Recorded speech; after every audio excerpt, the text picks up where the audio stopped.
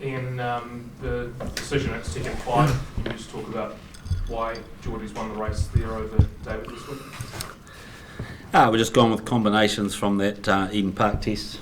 Said at the time, Geordie winning and I thought it an outstanding game.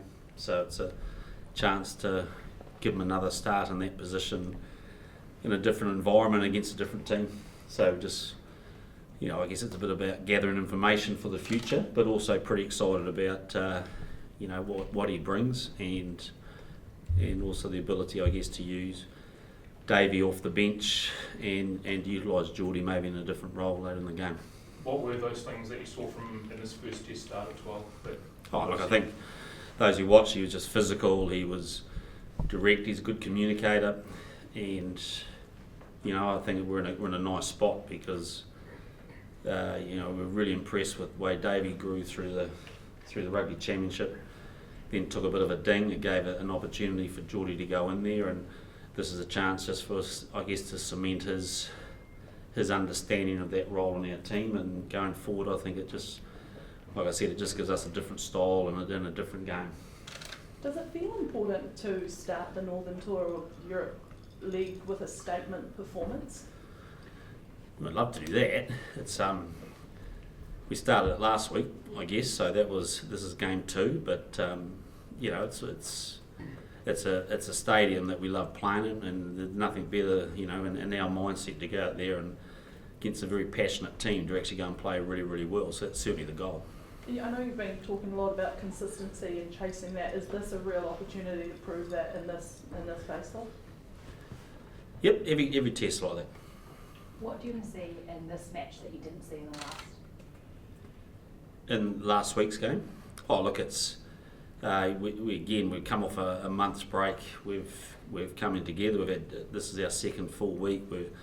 You can see we're introducing a number of guys that I guess didn't play last week coming back into the group. So the challenge for us is to get our combination work really strong very quickly. But the Welsh are going to demand that because they're a passionate team. They play really effective, high tempo rugby, and if we're not in our game, then you end up chasing them. So, look, we love playing here, and are really up for what we know is going to be a very physical encounter. And how do you get that lead from the get-go and then maintain it with Foster? Score points. I'm not quite sure the gist of the question. Well, the mentality, how do you get them in the right mind frame to start off well, which is essentially what you want them to do? Yep. Well, every test is different. Every team goes in the park wanting to start well, and the key is not just to start well; it's actually to finish well. You look at last week, we're up 21-3, and so the key is to stay focused for extended periods and finish it right through the end of the game. So something that we've done well in some situations and we haven't done well in others.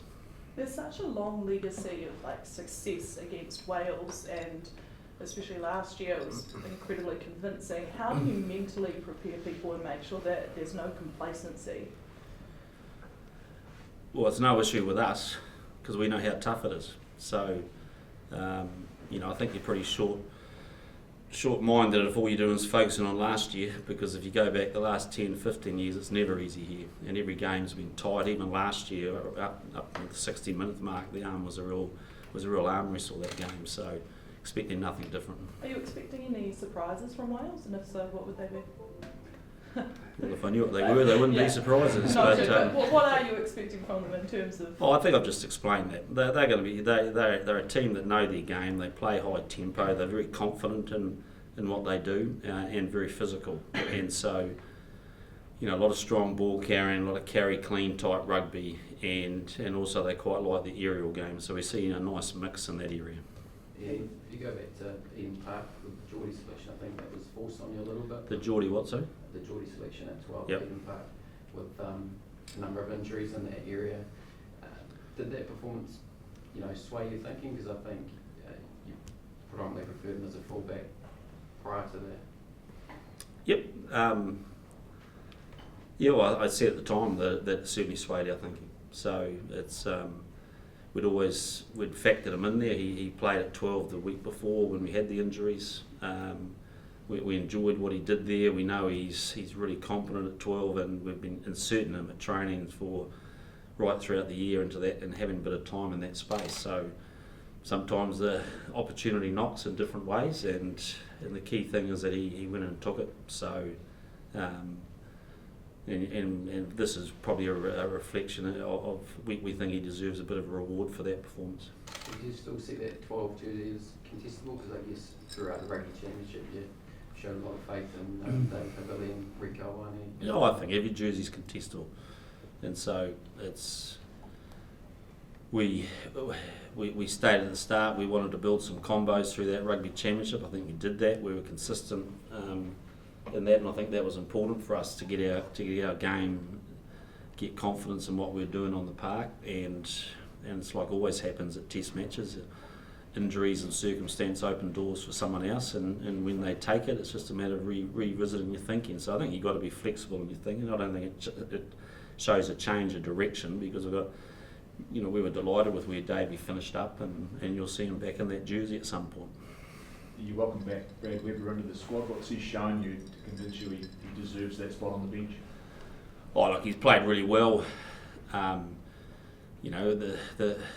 9 position was a tough selection. We really felt this was a year we wanted to give Folau to have a good look at him in this camp, and I guess he knocked out a couple of pretty experienced campaigners. So with his injury, it's opened the door for Brad and also TJ. Like TJ will be playing in the other team this weekend, and Brad with us, and just carry on doing what he's doing. And we've given him a couple of little things we wanted to tidy up on, but look, he's a quality person, and we kind of felt, well, he's here, so let's get him in there.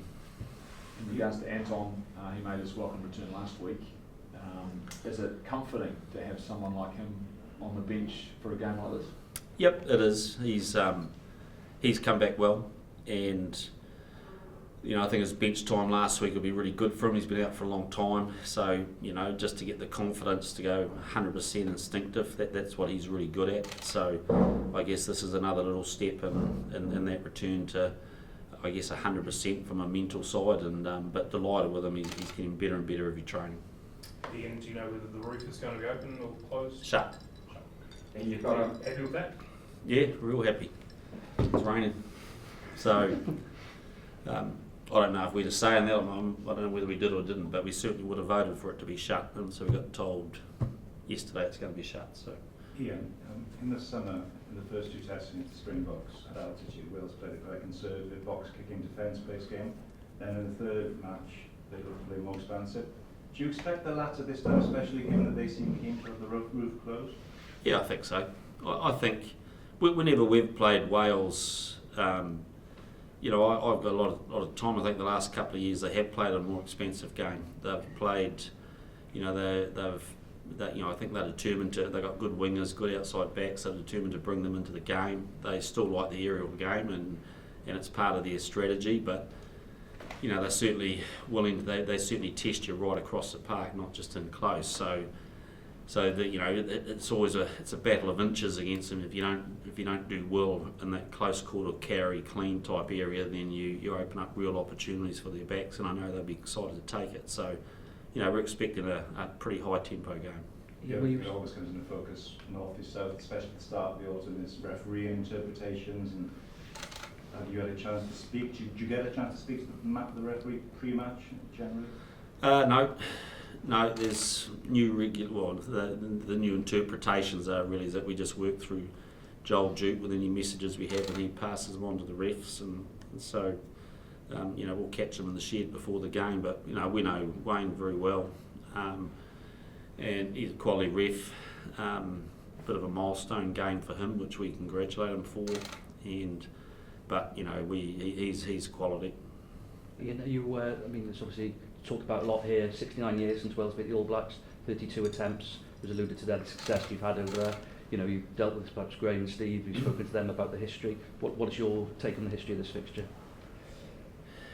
It's always been a sort of a passionate rivalry, hasn't it? I think there's been a lot of respect between the two countries. There's been some massive occasions, haven't there, where the game's gone down to the wire, and you remember some very, very close games over the years, and I guess the Kiwi connections through the coaches over the last 20 or so years has probably made that rivalry even a little bit more familiar. So it's a game where we really look forward to playing here. It's a special place with the stadium and the Welsh fans and I think the Welsh players, they play for the right reasons, and again, we're looking forward to that.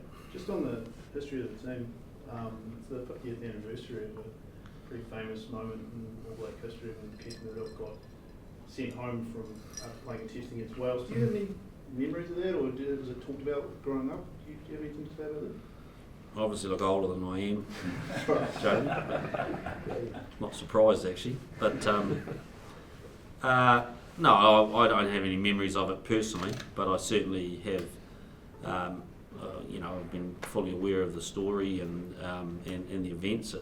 It's one that I guess it's part of our history. We've always had a tradition to go down to the Angel pub and have a little chat about it as a team, and just to talk about one of our men and what he went through for there were rights and wrongs in that situation, and some good learning for us about as an All Black team. So he is part of our legacy and history, and one this team will be remembering. Ian, you've gone back to Cody at starting hooker. What's sort of behind that decision this week? Look, it's just managing our three hookers more than anything. I think that we had to make a late change last week with Colsey's calf, which put Sonny into the starting lineup, and Cody was going to have a break then, so he ended up playing. So we just sort of felt, well, we've got two battle-hardened hookers, and we'll just switch them around. But again, Cody was probably under a lot of pressure in this last test start, and again, we were delighted with how he went about it and played, and it was good to see him back. So it's again a chance for him to cement his role as one of our leading hookers, and a lot of confidence in him in that regard. And you've got all 6 of your midfielders playing international rugby this weekend. That's obviously the benefit of having that All Blacks 15 alongside you? Yep, it's part of the plan, and it's, I said after the Japan game, I think it's important for Roger and Braden to get another hit out pretty soon to cement what they went through last week, and they would have taken some learnings from that and a chance to play again on Friday together, and then come back and rejoin us. So so pleased with that. Will Jordan's tour is over, is that right? Yep, he's over. So he's dealing with a vestibular issue that's not progressing fast, and so rather than him or us having any pressure around his return to play, it's just better to make an early decision and just let him chill out and come right and come back firing next year. You obviously lost Sam Kane. Was this a big chance for Dalton? I think this time last year he played pretty well for you up here. I played really well up here, and so it's a big opportunity for Dalton, and again, it's disappointing to lose Sam. I think he was, with his sort of disrupted year last year, it was good to see him starting. I think he's starting to really build through this year, so it's a bit frustrating for him, but it opens a door for Daltz, and everything he's done with us has been quality, and I know he's pretty excited about that. Is there anyone else with the squad at the moment, Ian, with short-term niggles or anything like that?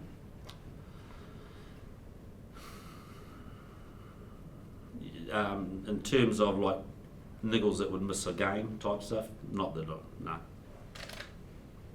Yeah, I guess last year you were kind of restricted what you could do, where you could go because of COVID. Has it been sort of kind of more enjoyable trip for the squad this time, to be able to just relative normality again? Yep, definitely. Look, it was I